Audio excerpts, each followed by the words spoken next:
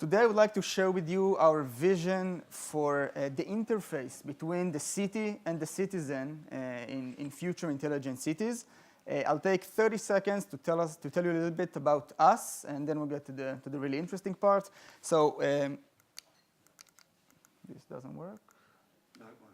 So how do I? Just need to go forward. You're watching the camera that's going on. Okay. Now okay, so we're an Israeli-based company. We've been around since 1987. We do everything that is related to maps, navigation, GIS, location-based services, and we have quite a broad line of products, and I'll present some of them that are related more to the city. And as for our customers, we have a very wide range of customers, everything from huge corporations, government authorities, public companies, private companies, and so on. So I'd like to talk to you a little bit about the smartphone revolution. And you know, I'm sure that everyone agrees that this market is going through some dramatic changes. And I know I won't shock anyone if I'll say that more and more people are using smartphones today. So I've put up the numbers here because I want to show you the magnitude of the change. By 2016, 3 out of 5 consumers is going to be using a smartphone as part of the process. 74% of smartphone owners are using location-based services.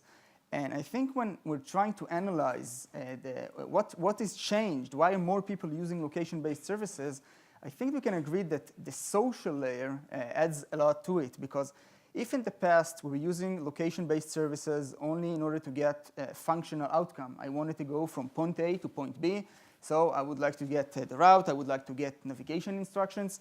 Today, we're adding a social feature to it. Today, I'm sharing the restaurant I'm currently sitting in.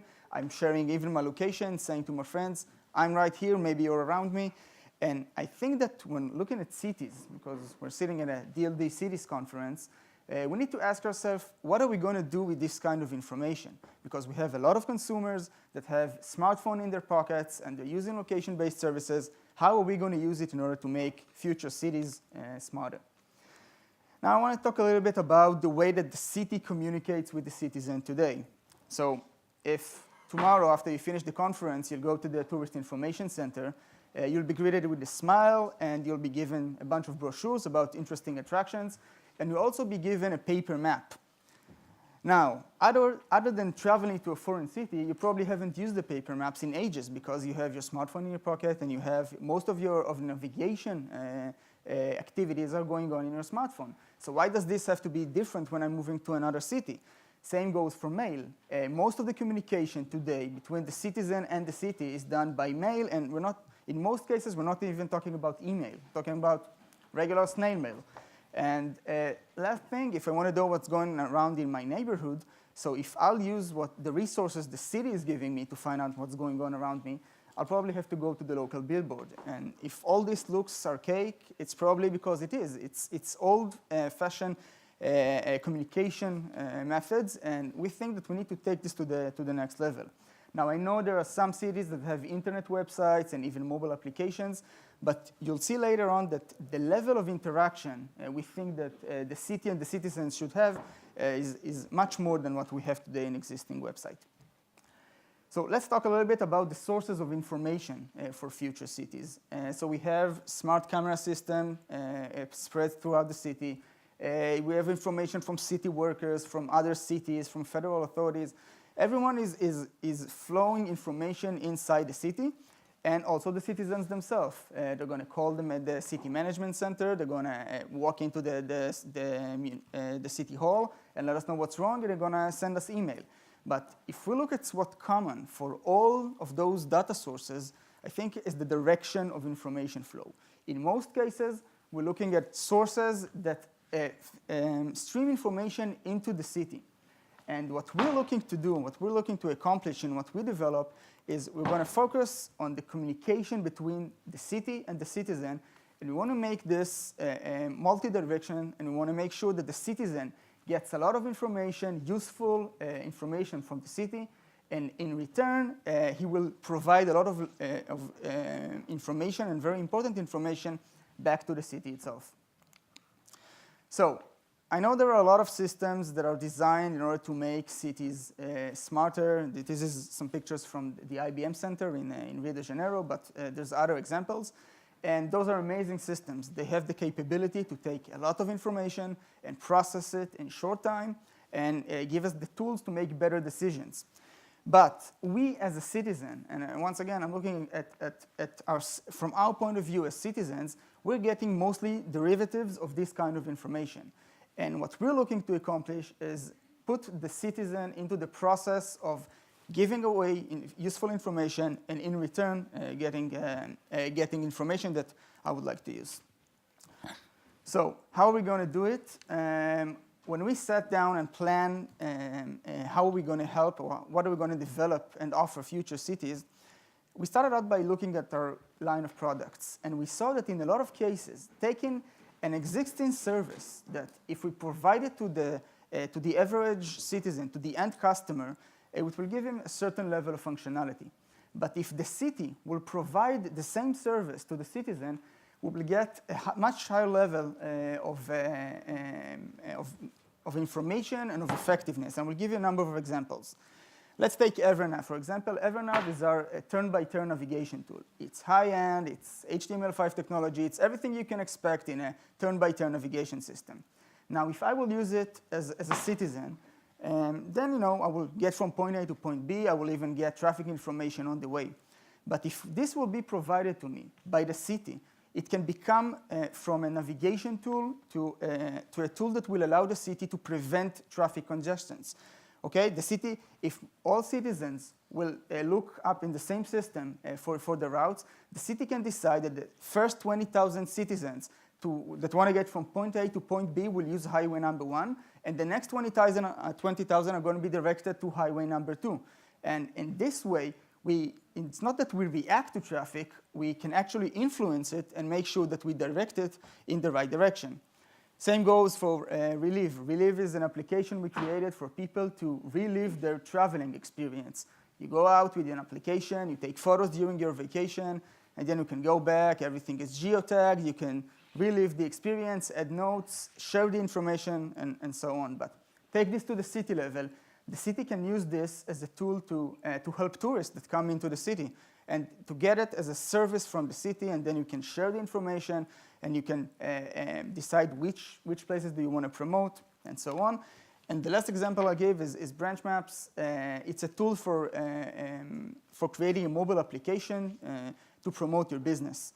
Now, if the city will take this kind of service and use it for their own means, so they can decide to promote certain businesses, certain areas they want to develop, and so on. And another example we can give is communication. We can, talk in real time with the citizens and push notifications. Think about disaster. In cases of disaster, if I want to send a push notification to all the citizens around a certain area, it doesn't necessarily have to go through a regular phone. It can just be pushed to the citizens in tools that we're using on a daily basis. The last thing I want to say is a word about trends. When you're supplying services to the end customer, to the citizen, you have to stay current with trends.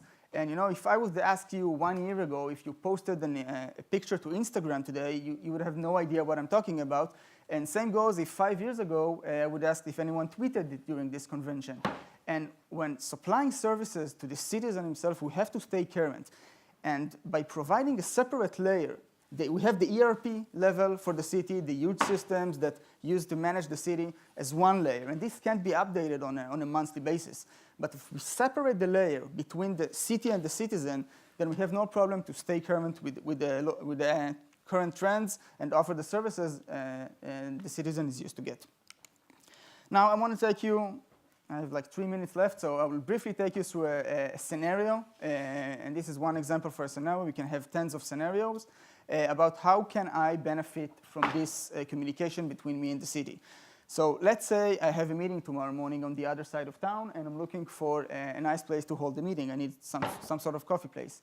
So I log into the city portal. It's the same portal I'm using every day to pay my bills, to get information from the city, and so on. And I'm just looking for coffee places near Essex Street. Now, the businesses that show up here are the businesses that the city decided they want to promote. It can be a certain profile of a business, it can be a certain area, and so on. And after I found the business, I can automatically get its city-sponsored a mobile app. I can get information, I can get promotions, and so on. And then I decide that I want to navigate to the same area tomorrow morning, 8 a.m. At that point, the city knows that one more citizen is going to be driving from my house to that part of town tomorrow morning. And the next day, when there's traffic building up, I get an automated message that tells me, don't go in that direction, take a different route. And because everything is connected, it's already pointing me out to my navigation application. And by this way, it distracted me, it caused me to skip my original route. I won't go into, I won't add another car into the traffic jam, and I will go in a different direction. And the last example is once I park my car and I walk by a leaking pipe, I can use the same application I use to do all the other things, and I see a leaking pipe. So because I have a smartphone in my pocket, it has a GPS inside it, I can just point it out and in 2 clicks report to the city center about the leaking pipe. Then the management center can decide whether it want to dispatch a team, whether it want to notify emergency authorities, whether it would like to notify citizens around it. And it's one scenario out of thousands that we can draw here, but you can see that if we create the flow of information, and it works both ways, the citizen gets useful information. In return, he will give me a lot of information I can use in order to manage the city in a smarter way. So just to sum things up, if we empower the citizen by providing them more and more tools, intelligent tools that will give him incentive to use it on a daily basis, in return I will get a lot of useful information. If I will do that while keeping up with latest trends and developments, and by all this I will achieve a smarter resource management, in the end this will all lead to having a smart city. Thank you very much.